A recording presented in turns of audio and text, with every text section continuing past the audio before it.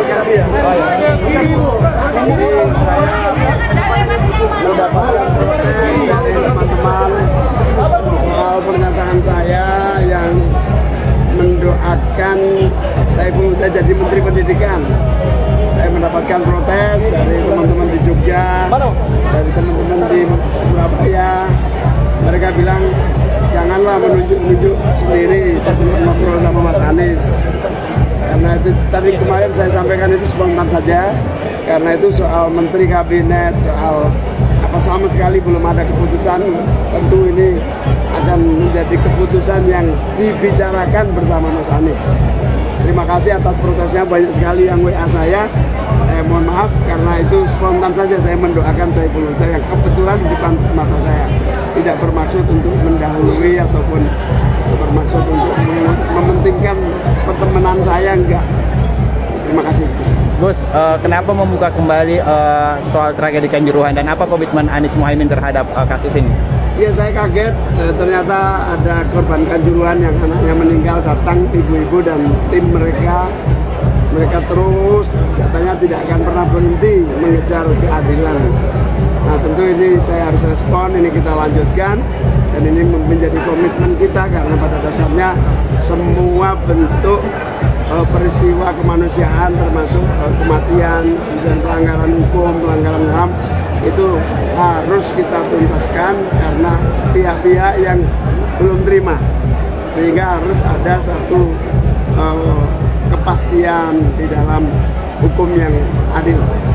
Gus, soal kampanye Minggu Tenang nantinya ini, apa keimbauan Gus Amin terhadap Minggu Tenang untuk? Ya, Minggu Tenang kita akan menyelenggarakan doa-doa bersama yang tidak lagi kampanye. Semoga semuanya juga melaksanakan hal yang sama, doa bersama. Semoga semuanya pemilu lancar, adil, langsung berhasil. Gus,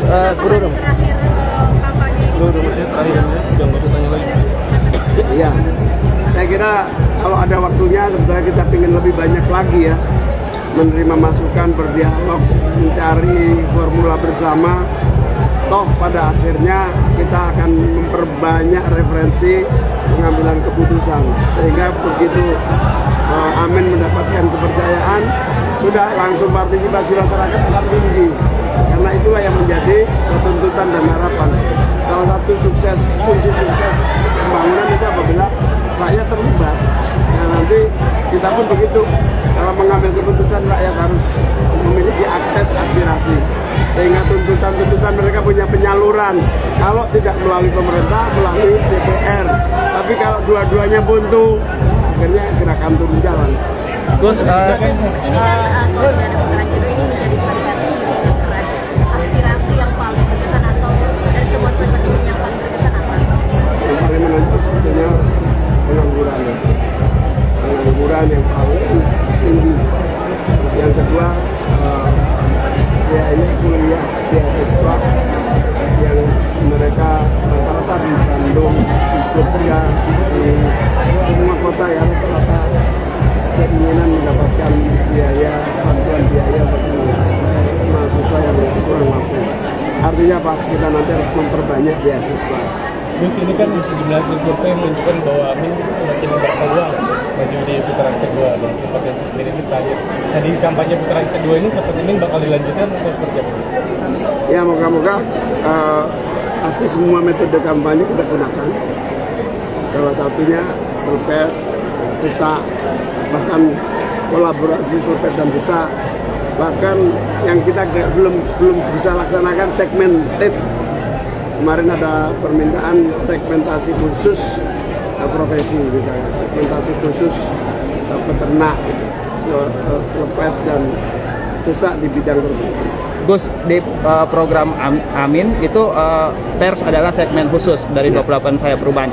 Hari ini hari pers, apakah ada penyampaian kepada seluruh wartawan di Indonesia?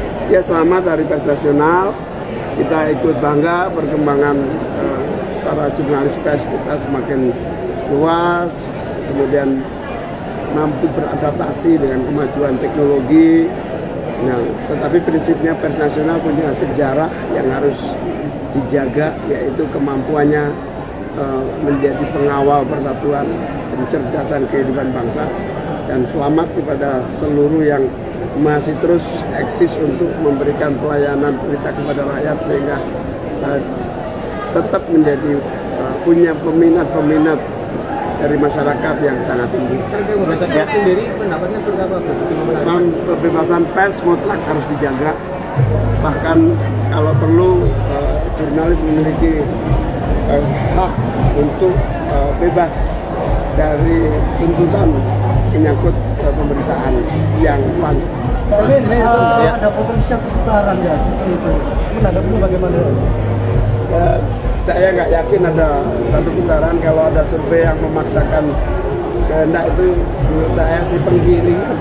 Ya, Penggiringan. ya makasih saja. Terus aku tuh juga mengatakan survei internal mereka tuh masuk satu dan masuk tiga dua, sedangkan survei banyak lembaga survei yang mana yang sebelah dua yang kali ini itu juga. Ya, semua lembaga survei kan diuji nanti pada 14 Februari. Ya, kita akan tunggu aja apakah itu penggiringan, apakah itu persepsi. Kita akan lihat aja. Survei kan hanya indikator. Bukti konkretnya ya sensus kita baca plus. Tapi yakin akan berhasil. Saya tidak bisa yakin atau tidak yakin. Kita tunggu 14 Februari. Hasilnya insya Allah bagus. Amin. Terus ini survei di Jawa Timur ketinggalan jauh, amin. Terus gimana, Bos? Ya, itu surveinya siapa? Tergantung surveinya. Oke, makasih.